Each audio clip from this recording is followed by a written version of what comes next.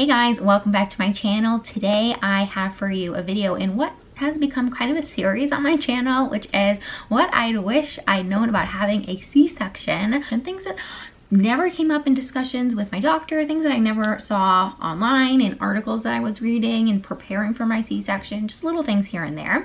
If you're brand new here, my name is Erica. I had a C-section 5 weeks ago for baby boy number 2. My first son was born vaginally and I ended up with a 4th degree tear and a rectal tear, both of which were horrible to recover from. So we opted for a C-section this past time. Even though it was my first C-section, I felt really prepared going into it, but there were definitely some things that I wish I'd known beforehand.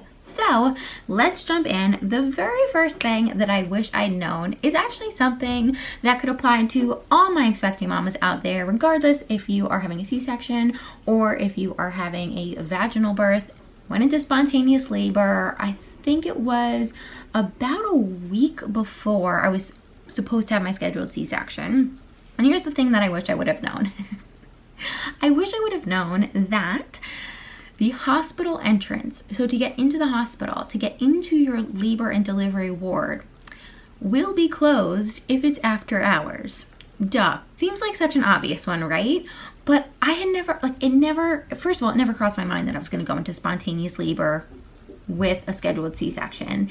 And when that discussion started to come up, because I was showing some early labor signs, I never thought like, oh, well, maybe I'll go into spontaneous labor in the middle of the night and maybe I'll have to go to the hospital in the middle of the night. And if that happens, what do I do? So what did we do?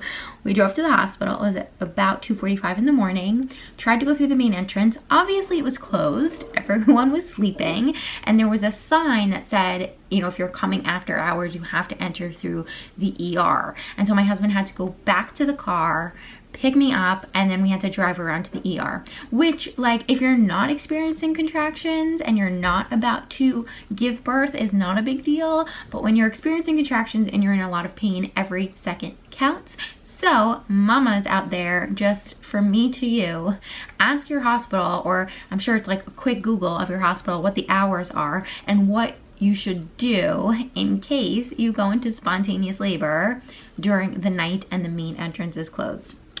The next thing I wish I would have known about having a C-section is that after your C-section, for the first like 8 hours or so, they're going to have you on an all liquids diet. So I think it's pretty common knowledge, or at least it's something that's discussed with your doctor, that about 5 hours before your C-section, you're not allowed to eat or drink.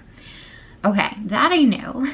What I didn't know was that after the C-section, for I think it was about 8 hours, I was on a fully liquid diet. And like, sure, that makes total sense, but it was just not something that I knew. And I didn't know that I was going to be starving at that point, right? Because I think the last thing I ate was at 11 p.m. and I went into labor around 11:30, called my doctor and she said like, don't eat or drink. And so I hadn't eaten. By the time I had my C-section, it was, I think it was like 5:45 in the morning. No, my son was born at 5:29. It had been many hours, is essentially the point of this conversation. It had been many hours. I was starving by the middle of the afternoon. So just be prepared. Like, there's nothing you can do about it. I just drank, they offered me vegetable broth. I drank a lot of veggie broth. I drank a lot of juice, a lot of water. Something that I wish we would have brought that we didn't, and if I have another C-section again in the future, we're gonna do is bring some sort of protein powder or protein drink.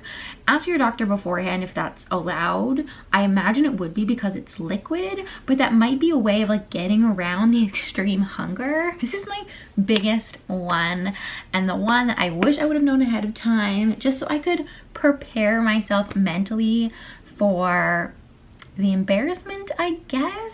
Okay, so we all know that like when you're giving birth, whether it's a C-section or vaginal birth, that like, you know, a lot of those embarrassing things, bathroom things come up, and it's fine, right? Like, you're just like, that's not my priority. My priority is my baby and like having a safe delivery. Like, I can handle all that other stuff. And you sort of get a pass, right? Like, you're going through this huge life-changing event. You were so strong, like, totally. What I didn't know was that after you have a C-section, Your nurses and your doctors want you to pass gas. They want you to pass gas, and they're going to ask you a million times if you've passed gas. They will not let you eat anything until you've passed gas. Now, this might not bother you at all. You might be super comfortable with passing gas. I, however, just can't. I just like can't with that. Like, I don't like talking about it. I don't like doing it. And the biggest thing, like most embarrassing thing, was that my husband and I were in the hospital room together, and because of the pandemic, he could not leave said hospital room. So it wasn't as if he could like, he was leaving with the baby, walking around with the baby, or, you know, like going home to pick something up and coming back, and like I could pass gas secretly and like by myself.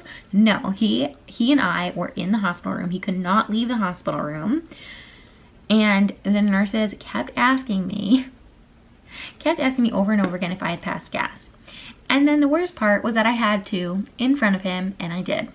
Now again, that type of stuff might not bother you. It might not be something that embarrasses you or is embarrassing to you in front of your spouse.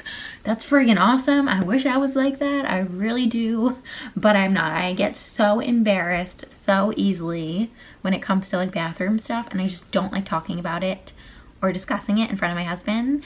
So to like have that be like such a huge part of my recovery, and to not know that like I was going to have to pass gas and I was gonna have to do it in front of my husband, was like mortifying. Now, you know, it was a pass.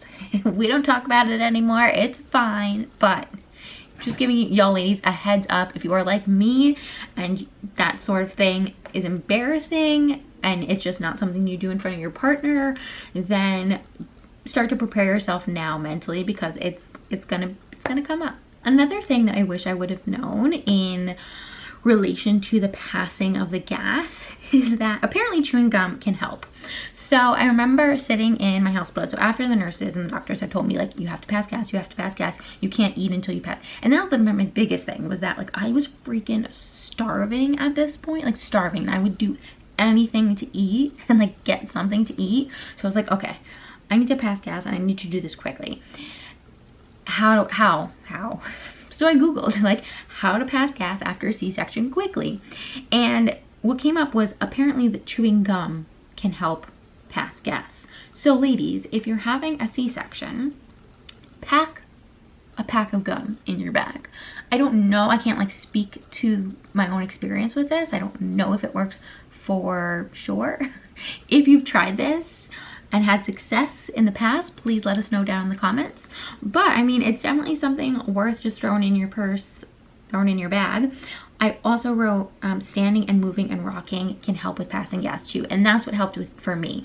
I got on my feet. That was something I had also read on the interwebs. I got on my feet and I just started moving as much as I could, right? I couldn't move a whole lot. I tried to move as much as possible, and that's going to help with your recovery anyway. And that's something that I got told a lot by you guys who have had C-sections before. It was like, get on your feet as quickly as possible. It will help with your recovery down the road, and it'll help you recover faster, but also it'll help you pass gas faster, which will mean that you can finally eat some solid foods. So I personally attest to that. Definitely get on your feet, just like rocking side to side too. And like my husband was like pretending to dance with me. That was when I passed gas, and it was horrifying. Next thing that I wish I would have known about a C-section is that they don't want you to drive for the first 2 weeks.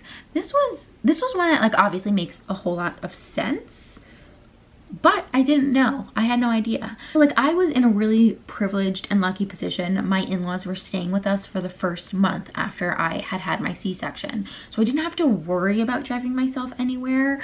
But when they told me that, like my brain started racing a little bit, thinking like, oh, like if I didn't have the help, like would we be able to navigate that? Like how would we have set that up? Because I didn't know beforehand. So let me be the person to tell you that ask your doctor, make sure that that is the same information that they're going to give you. But you might not be able to drive for the first 2 weeks, which, I mean, the first 2 weeks recovering from a C-section are going to be tough anyway. Like physically, you might not be able to walk around very much, let alone drive. But if you are a single mother, or if your spouse, partner works a lot and you are home by yourself with your newborn, like it's just good to know that like you can't drive for the first 2 weeks. I think a huge part of not being allowed to drive for the first 2 weeks also is that they, at least for me, had me on painkillers, on pain medicine. So you can't operate heavy machinery, you can't drive when you're on heavy painkillers. So I think that's what played into that a little bit. But again, had no idea. Good to know. Next thing I wish I would have known about a C-section or having a C-section, this has more to do with recovery, is just the pain sensation around the incision area. Like they tell you, oh, like it'll feel tender and, you know, be careful, and obviously it's an incision, you just had a major abdominal surgery. But what I thought was kind of weird was like the whole top portion above my incision was what bothered me more than my actual incision. So like in my head I was thinking like, okay, there's so much talk about incision, there's not a lot of talk about like around the incision, and like it's not even that like my actual incision doesn't really hurt, it's the area right above it that feels and just felt kind of weird the past few weeks. Like it's felt almost a little bit numb, it's felt very tender. And then the other day, the right side of my incision was really bothering me. And I mentioned on my Instagram, and so many of you had said like, oh, that's totally normal, and that happened to me. And when I brought it up to my doctor at one of my postpartum visits, they explained to me that I guess on the right side for a lot of people is where they like tie off their work inside.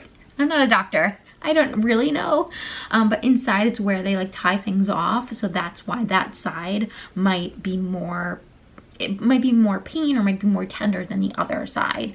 So like I thought those were just little specifics that had to do with recovery that like I guess I wish I would have known beforehand. Like it's interesting, you know, I know everyone's recovery is different and everyone's body recovers differently, but it would have been good to know beforehand, like, hey, this is what we did inside, and like we tied something on the right side, so if that side bothers you a little more than the left, totally normal. Like little things like that I think would have just been good to know. The very last thing that I wish I would have known about a C-section, again, has to do a little bit with recovery, and that's the kind of pain reliever that my doctor was going to recommend to me. Not what type of like painkiller, but like over-the-counter, sort of over-the-counter medicine they would recommend. I purchased Tylenol because that's what I used after my vaginal delivery, but I wish I would have remembered to ask my doctor in one of my prenatal appointments, like, hey, what is going to be my like pain relief plan, and what do you recommend I have in my little postpartum kit at home?